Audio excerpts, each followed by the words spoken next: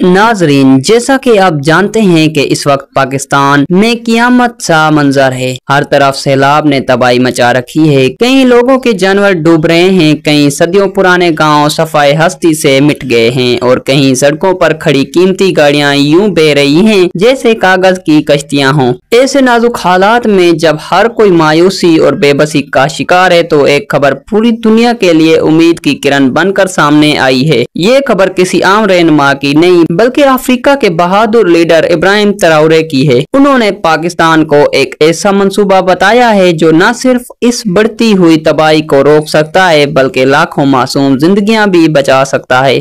मगर सवाल ये है कि आखिर ये मंसूबा क्या है, कैसे ये पाकिस्तान को एक मजबूत मुस्तकबिल की तरफ ले जा सकता है और किस तरह ये पूरी दुनिया के लिए एक मिसाल बन सकता है। ये सब जानने के लिए वीडियो को शुरू से आखिर तक जरूर देखें। नाजरीन, कुछ साल पहले अफ्रीका का मुल्क बर्किना फासो भी इन्हीं हालात से गुजरा था जिनसे आज पाकिस्तान गुजर रहा है। वहाँ लगातार कई दिन की बारिशों ने पूरे मुल्क को हिलाकर रख दिया था। छोटे छोटे नाले और दरिया समंदर की शक्ल अख्तियार कर गए थे। गांव सफाई हस्ती से मिट गए, खेत खलियान फसलों समेत बह गए और हजारों लोग अपने घरों से बेदखल हो गए। लोग ये समझने लगे कि अब कोई रास्ता नहीं बचा, लेकिन ऐसे वक्त में इब्राहिम ट्राओरे ने एक ऐसा मंसूबा सामने रखा जिसने तारीख बदल दी। इब्राहिम ने माहिरीन को बुलाया और कहा कि अगर हम सिर्फ कंक्रीट से बंद बनाते रहेंगे तो ये ज्यादा देर तक पानी के दबाव को नहीं सह सकेंगे।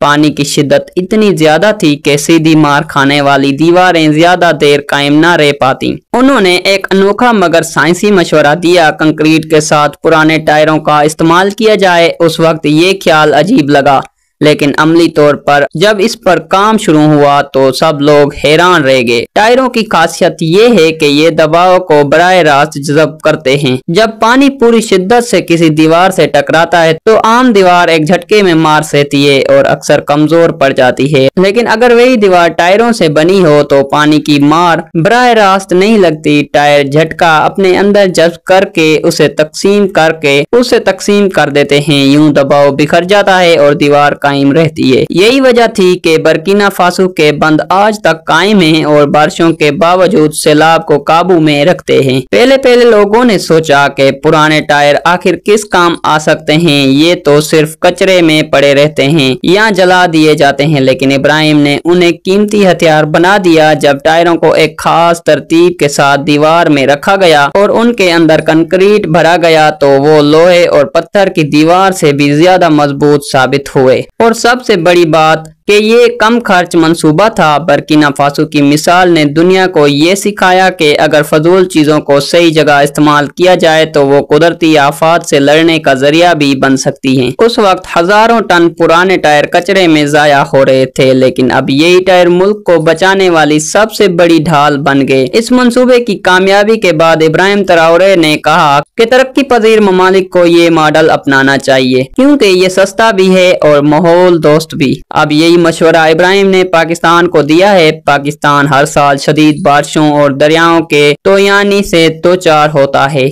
दरियाए सिंध, चनाब और रावी बार बार बस्तियां उजाड़ देते हैं, अरबों रुपए का नुकसान होता है और लाखों लोग मुतासिर होते हैं। इब्राहिम ने पाकिस्तान को कहा कि अगर वो सिर्फ कंक्रीट पर इन्हिसार करेगा तो तबाही का सिलसिला खत्म नहीं होगा, लेकिन अगर पुराने टायरों को शामिल करके मजबूत बंद तैयार किए जाएं तो ये एक लंबे अरसे के लिए सैलाब के खतरे को खत्म कर सकता है। पाकिस्तान के हर बड़े शहर में लाखों पुराने टायर पड़े रहते हैं। ये या तो जलाए जाते हैं या कचरे में फेंक दिए जाते हैं, जिससे फिजाई आलूदगी बढ़ती है और माहौल को नुकसान पहुंचता है। लेकिन अगर यही टायर दरियाओं के किनारों पर हिफाजती बंदों में इस्तेमाल हों तो न सिर्फ आलूदगी कम होगी बल्कि तबाही से भी बचा जा सकेगा। ये मंसूबा माहौलियाती तौर पर भी महफूज है और माली तौर पर भी पाकिस्तान जैसे मुल्क के लिए मौजू है। सोचिए, अगर दरियाए सिंध के किनारे ऐसे बंद बन जाएं जो कंक्रीट और टायरों के मलाब से तैयार हो तो आइंदा आने वाले बरसों में सिंध और जनूबी पंजाब के लाखों एकड़ खेत महफूज हो जाएंगे। किसानों की मेहनत जाया नहीं होगी, शहरों में पानी दाखिल नहीं होगा और लाखों लोग बेघर नहीं होंगे। मईशत को सहारा मिलेगा और खुराक की पैदावार पर भी कोई फर्क नहीं पड़ेगा। ये मंसूबा सिर्फ एक टेक्निकल तजवीज़ नहीं बल्कि उम्मीद का चिराग है। जिस तरह बर्किना फासो ने अपनी जमीन बचाई, उसी तरह पाकिस्तान भी अपने शहरों और गाँवों को महफूज बना सकता है। दोस्तों, इसके अलावा सैलाब को रोकने के लिए सिर्फ टायरों वाला मंसूबा भी काफी नहीं है, बल्कि उसके साथ कुछ और इकदाम भी करने होंगे ताकि पाकिस्तान मुस्तकबिल में मुकम्मल तौर पर महफूज हो सके। सबसे पहले बात करते हैं मसनवी झीलों और बड़े बड़े वाटर रिजर्वायर की। बर्किना फासो में जब लगातार बारिशें हुई तो वहां के दरिया और नदी नाले भर गए और पानी जमीनों और शहरों में दाखिल होने लगा। उस वक्त इब्राहिम ट्राओरे ने फैसला किया कि बारिश के पानी को रोकने के लिए ऐसे बड़े जखायर बनाए जाएंगे जहां ये पानी महफूज हो सके। उन्होंने जगह जगह मसनवी झीलें और बड़े तालाब बनवाए ताकि बारिश के दिनों में आने वाला पानी जाया ना हो। यही पानी बाद में पीने, ज़रायत और बिजली पैदा करने के लिए इस्तेमाल किया जाएगा। इस मंसूबे के बाद बर्किना फासो में न सिर्फ सैलाबी नुकसान कम हुआ, बल्कि मुल्क के पास एक ऐसा खजाना आ गया जो साल भर के लिए काफी था। पाकिस्तान अगर यही मॉडल अपनाए और हर सूबे में झीलों और रिजर्वायर का जाल बिछा दे तो बारिश का पानी जो आज तबाही मचा रहा है, कल को जिंदगी का जरिया बन सकता है। मिसाल के तौर पर सिंध और पंजाब में अगर बारिश का पानी महफूज किया जाए तो यही पानी खुश्क साली के दिनों में सेहरा को जरखेज कर सकता है। ये मंसूबे पाकिस्तान के लिए जिंदगी और मौत का फर्क साबित हो सकते हैं। वक्त कम है और खतरा हर साल बढ़ रहा है, इसलिए हमें अभी फैसला करना होगा। अगर आप चाहते हैं कि ये पैगाम हर पाकिस्तानी तक पहुंचे और हुक्मरानों को भी मजबूर करे कि वो अमली कदम उठाएं, तो इस वीडियो को ज्यादा से ज्यादा शेयर करें, अपने ख्यालात कमेंट में लिखें और चैनल को सब्सक्राइब करना मत भूलें ताकि हम मिलकर एक महफूज पाकिस्तान की जदोजहद को आगे बढ़ा सकें।